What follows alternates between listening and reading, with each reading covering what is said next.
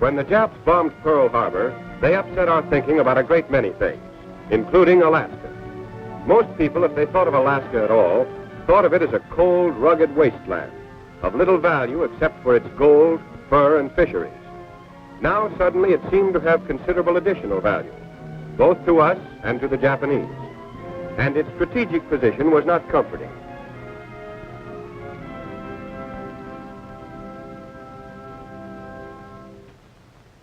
From Alaska, the Aleutian Islands stretched out invitingly toward a shrewd and daring enemy. The great Japanese air and naval base at Paramushiro was only 750 miles from Attu. Attu was only 1,200 miles from the mainland of Alaska. And Japs in Alaska would be a direct threat to the west coast of America and also to the interior. Alaska's long and broken coastline was weakly defended. Our bases were few and far between. And our only means of supplying them was by sea or by air.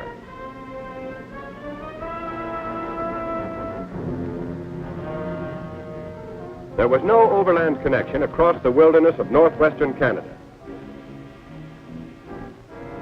Not even a trail.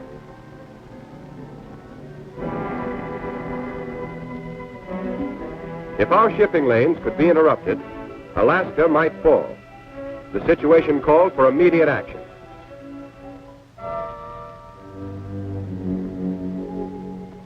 The Canadian government had already carved out a series of 5 airports between Edmonton, Alberta, and Whitehorse, Yukon Territory. And there were other fields in Alaska between the Yukon border and Fairbanks.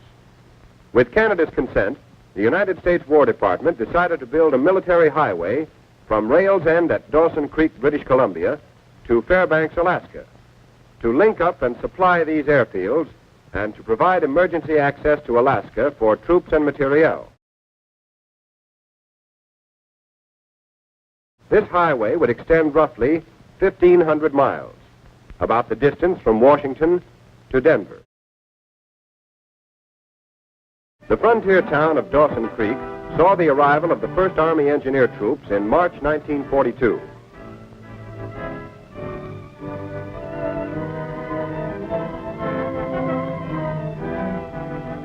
Here they set up a camp. Enlisted men were trained in the special problems of maintenance and operation of tractors in the north.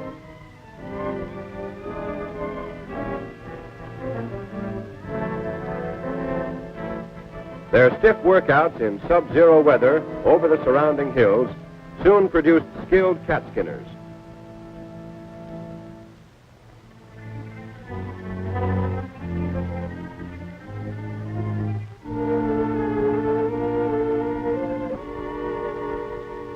Before the arrival of additional engineer troops, these first troops moved out over a trail broken by the Canadian Department of Transport to Fort Nelson, where they established a base camp and began working northwest. Other regiments entered the Yukon through Skagway and established a base at Whitehorse. They began working both northwest and southeast. Still other regiments entered Alaska at Valdez and moved up to a point in the interior. From here, they began working toward Fairbanks and toward the Yukon border. In all, there were 7 engineer regiments, or about 10,000 men. Their immediate job was to break through a pioneer road, a road without frills, but a road which could be used to supply the airfields and to construct a permanent road later.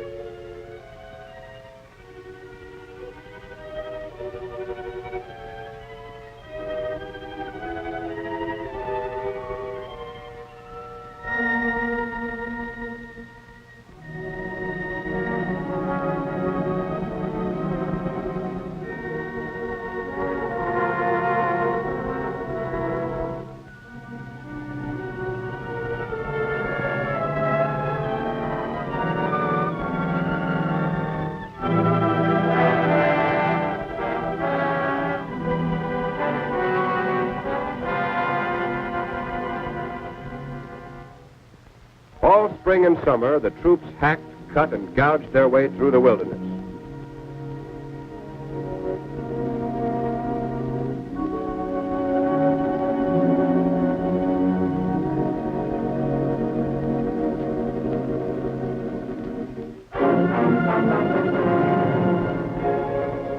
There were colored as well as white troops. Both did their full share.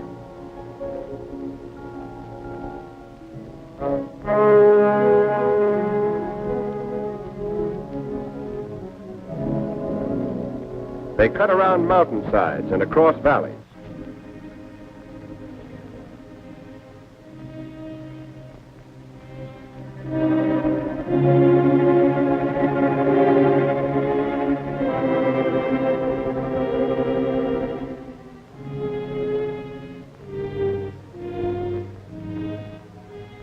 They corduroyed and filled over swampy ground.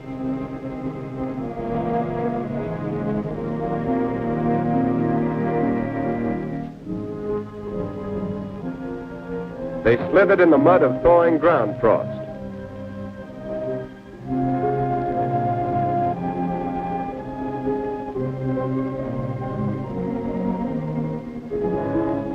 They built culverts over brooks and small streams.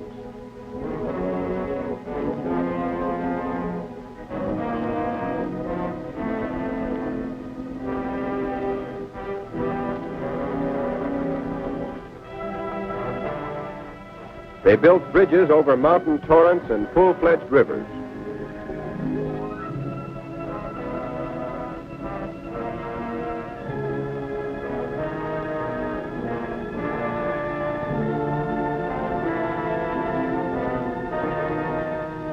Finally, on the 20th of November, 1942, 8 months after the first troops plunged into the northern bush, the Pioneer Road from Dawson Creek to Fairbanks was officially opened. The freight rolled through.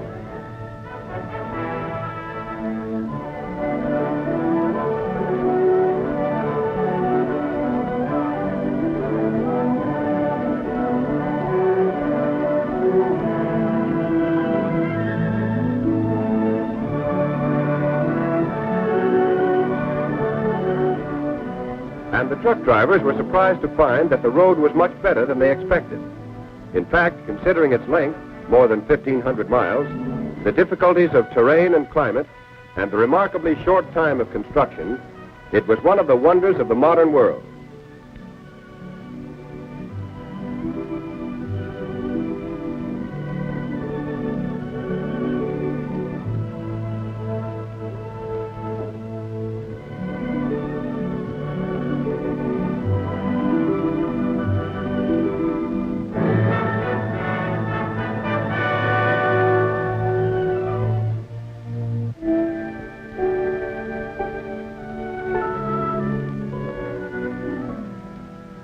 Fairbanks, the northern terminus, founded 40 years ago as a gold mining camp, was already a modern little American city in the heart of the Alaskan wilderness.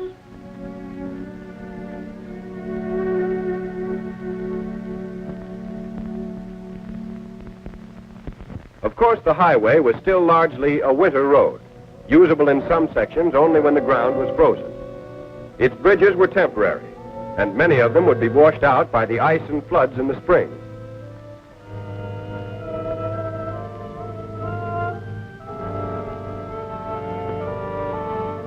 Even during the winter, bridges over active streams were sometimes covered by ice, and logs had to be laid across them and cemented in place by water to keep the trucks from breaking through. And there were other hazards. Active springs built up mounds of ice that had to be fought constantly.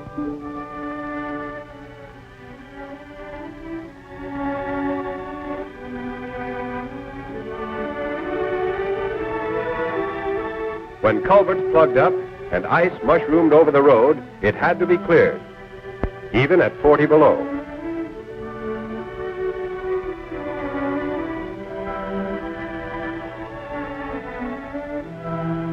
Or a truck might stall in a rut or ditch where ice was forming, and while the driver went for help, it would be frozen fast. At many points, the grades were too steep, especially when they became icy.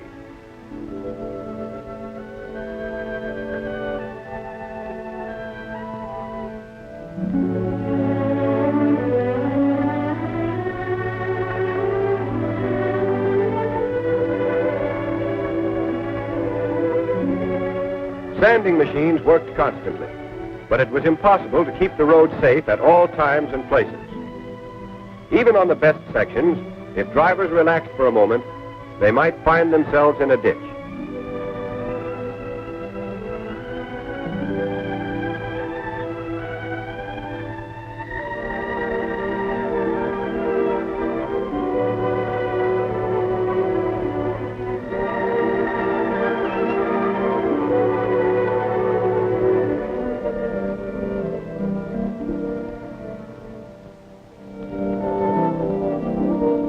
Tow cars worked the clock round, patrolling up and down the highway, dragging trucks out of trouble whenever they found them.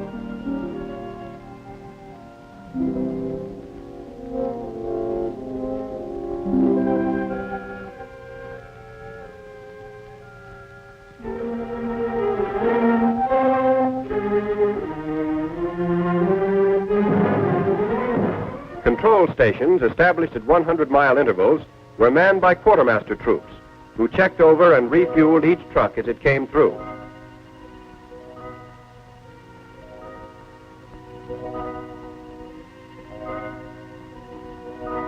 Troops had to repair and service their equipment as best they could, but repair facilities were badly overtaxed. Both spare parts and mechanics were scarce. Many trucks were deadlined for weeks at a time.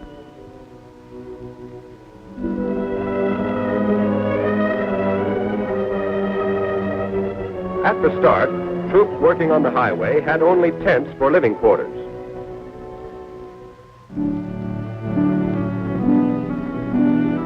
By the beginning of 1943, however, most of them were living in Quonset huts. Sometimes, for added warmth, they were banked with sawdust. They came in sections and could be erected in a few hours. Following closely behind the soldiers who built the Pioneer Road came civilian contractors to turn it into a permanent, all-weather road. They established their own camps and repair facilities at vantage points along the route.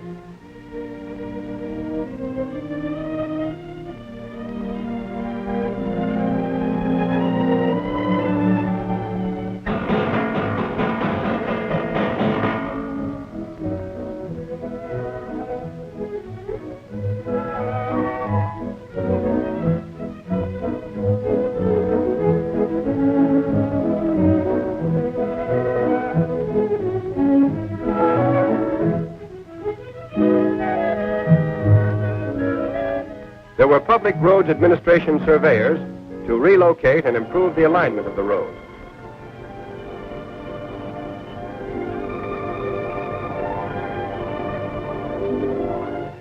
There were skilled crews with power shovels to widen the road and cut down grades.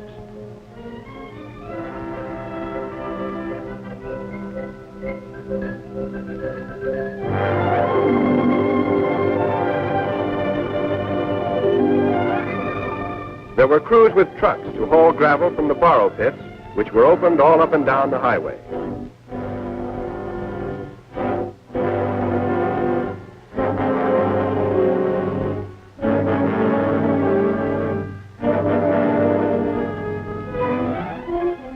There were dirt-moving machines as well as trucks to build up the road. There were bulldozers to spread and pack the gravel.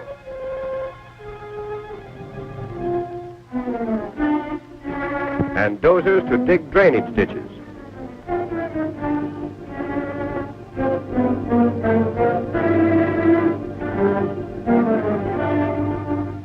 There were motor graders to smooth the surface.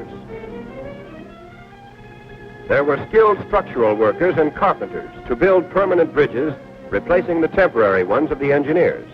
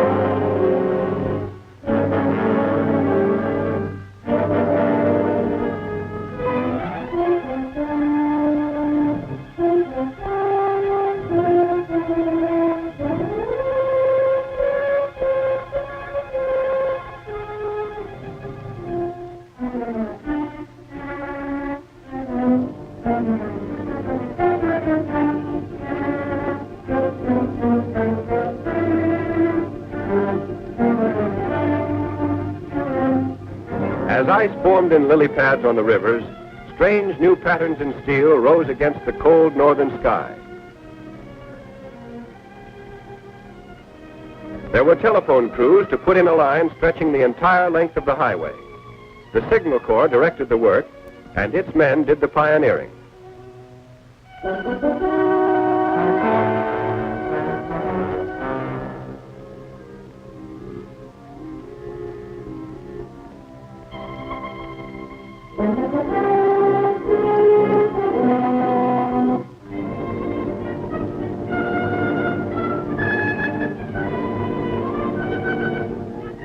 All this activity demanded a constant flow of supplies, both up the highway and by sea. The Japs, although they had been entrenched in the Aleutian since June of 1942, were unable to interfere with coastwise shipping to Alaska.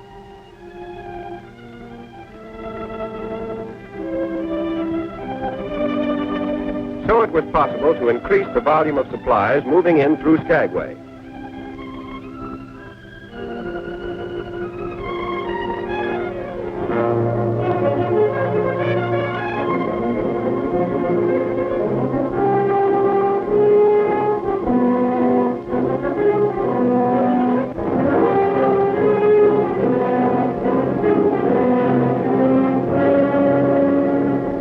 Rainy, windswept Skagway was built up as the gateway to the fabulous Klondike during the gold rush of '97 and '98, when gamblers and desperados like Soapy Smith held sway.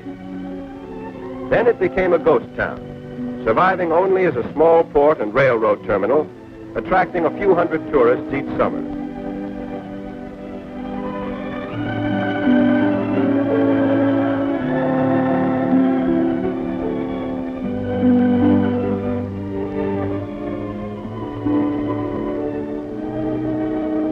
Suddenly it came to life again as a transfer point for troops and supplies for the Alaska Highway. Port facilities were improved and enlarged. The wharf was extended.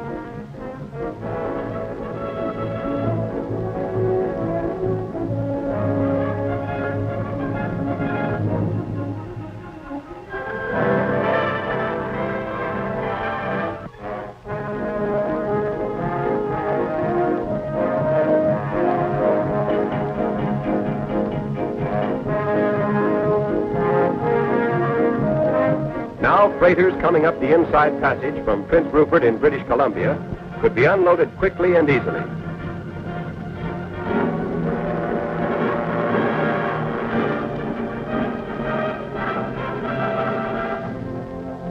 Barges could be beached and unloaded at low tide.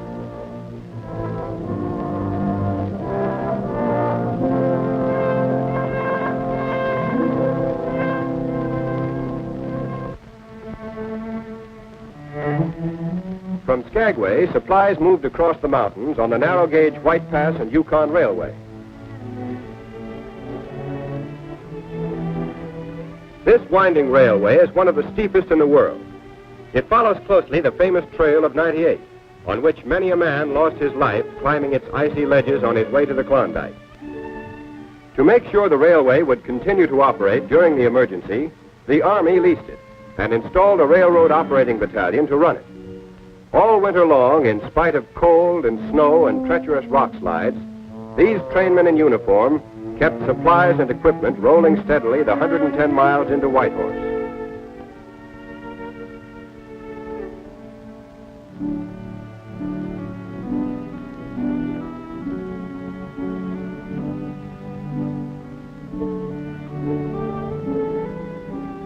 As an example of the railroad troops' devotion to duty, one engineer was awarded the Soldier's Medal for risking his life to save a train from destruction.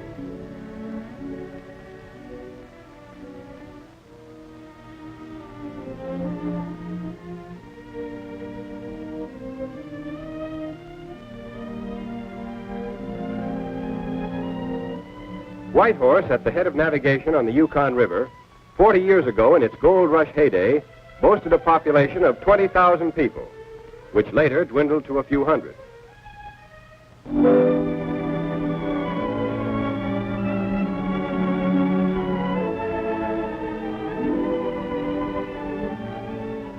Now it was reawakening to the unfamiliar voices of soldiers and truck drivers and cat skinners.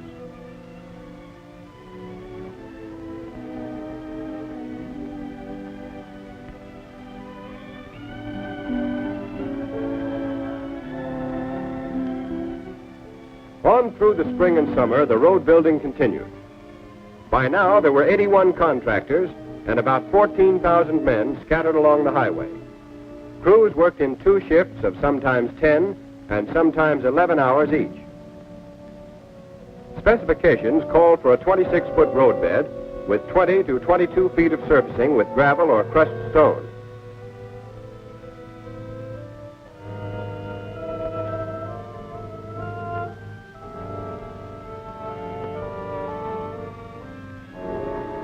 And in addition to the highway itself, an important supplement was being built, the Haines Cutoff. Running from Haines in the Alaska Panhandle, 160 miles north to a point on the highway 95 miles west of Whitehorse, the cutoff was designed to relieve the strain on the White Pass and Yukon Railway. It was begun in the spring of 1943, with engineer troops pioneering the road south from the Alaska Highway.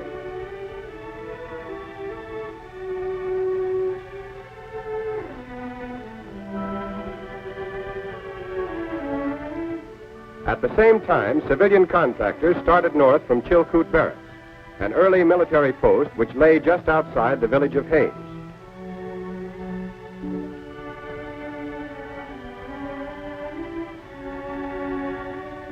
For the first 42 miles, an old motor road was improved, widened, and in places relocated.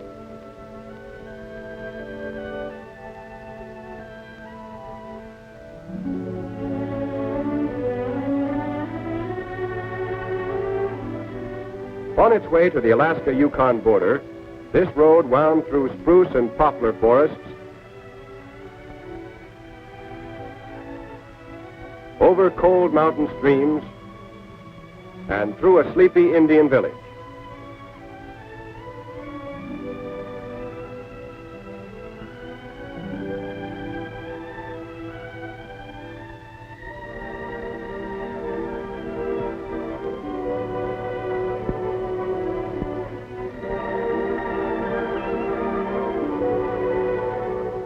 From the border northward, the route followed an old pack trail.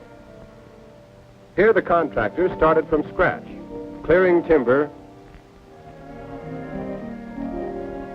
grading, and surfacing.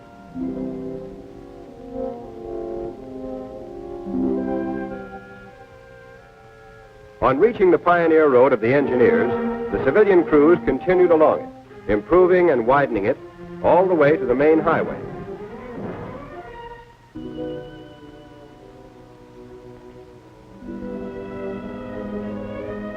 When the Haines Cutoff was finished in the fall of 1943, the Alaska Highway had an all-weather connection with Tidewater.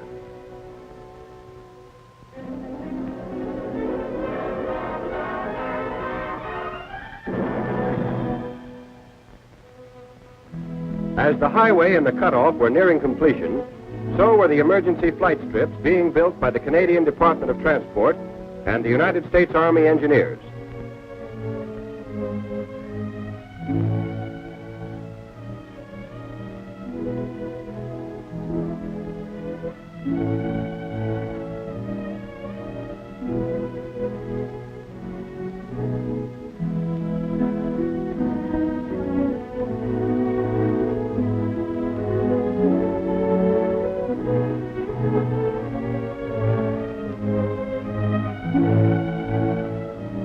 These strips were spaced between airports to provide a safe landing surface for pilots who suddenly ran into trouble.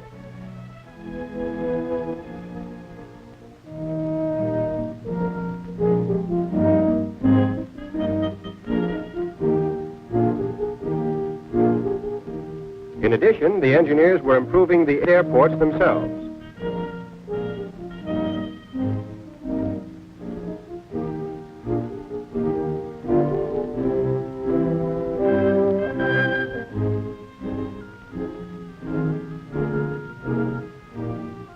Extra hangars were built.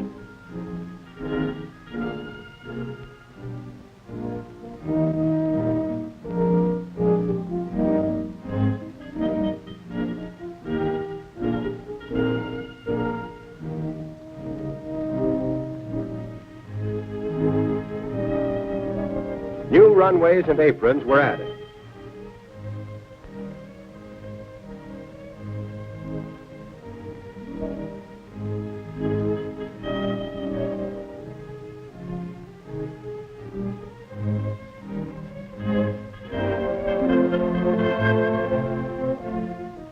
These airports were enlarged and the flight strips were built not only to speed American planes into Alaska, but also to service red-starred fighters and bombers being ferried on Lend-Lease direct to Russia.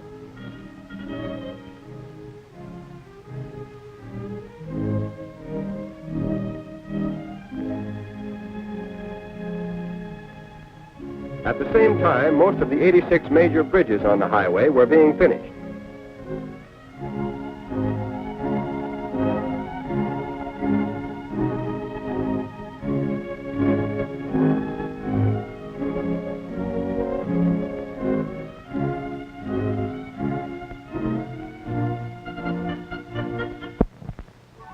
The largest of these was the Peace River Bridge, spanning one of the great rivers of the North. Near the southern end of the highway, the bridge is 2,275 feet long, with 2 suspension towers reaching 200 feet high, and a concrete deck 24 feet wide. The bridge was officially opened in August 1943.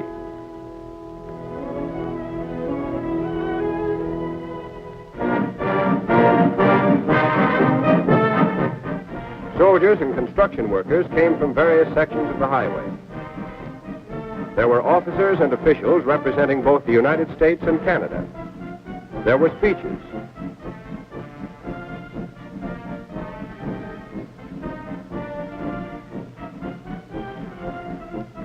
There was a ribbon to be cut.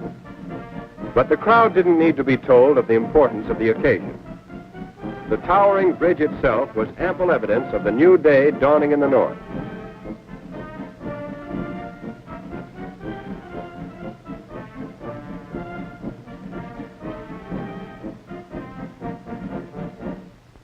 Now the lower half of the highway was finished. In all seasons, trucks from Dawson Creek could travel straight through to Whitehorse.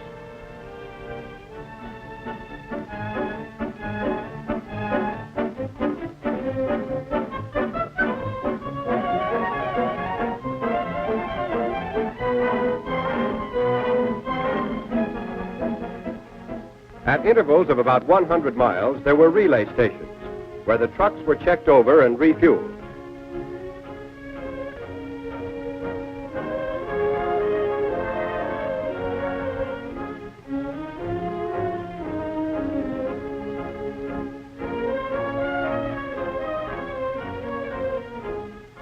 In the pioneering days, most of the fuel used on the highway was trucked from railhead at Dawson Creek or brought up the inside passage in tankers to Skagway.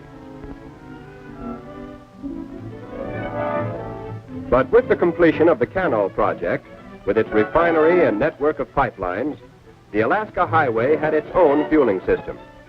Oil from Norman Wells was refined at Whitehorse, and gasoline was pumped through supplementary pipelines to all points on the highway from Watson Lake to Fairbanks.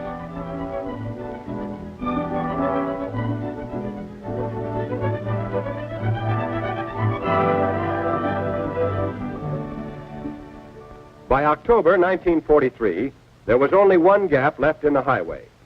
It was just east of the Alaska-Yukon border. On the 13th of October, the remaining gap was only a few hundred feet. There were 2 crews working toward each other. In this section, there was permanent ground frost.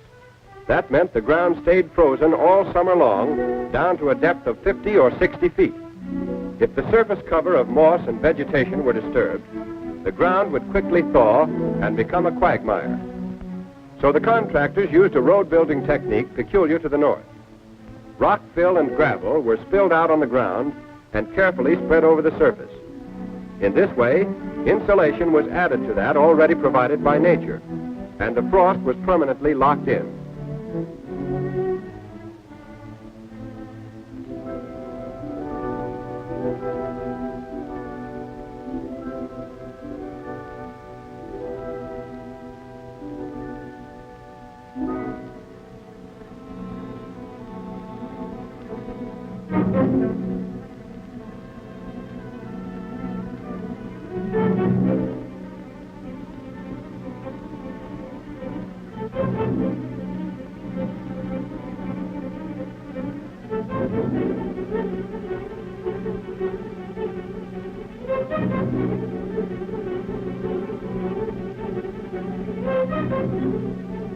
When the end was in sight, the truck drivers and cat skinners, the foremen and superintendents felt the growing excitement. They were witnessing the climax of 20 long months of toil by 25,000 men.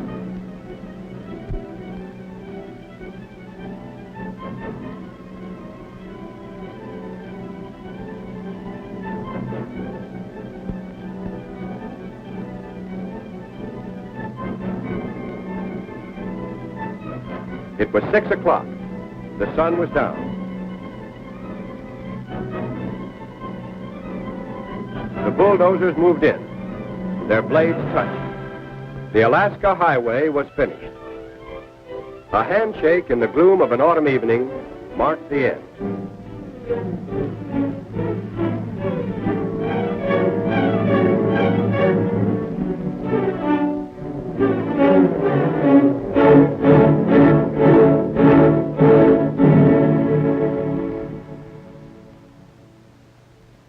This is the road these men built.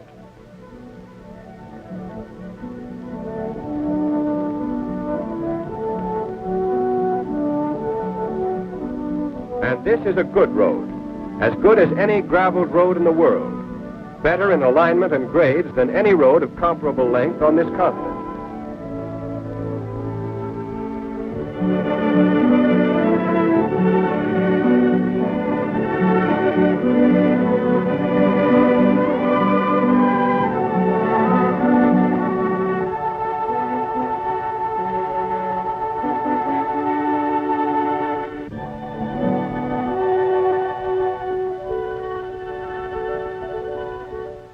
But the Alaska Highway is much more than a road, much more than a brilliant construction feat.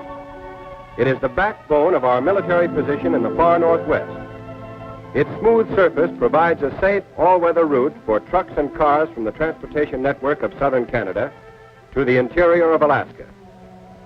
Through the 1,600 miles of integrated canal pipelines, fuel to supply the road, the airports, and the flight strips is readily available. Now we can press home the attack.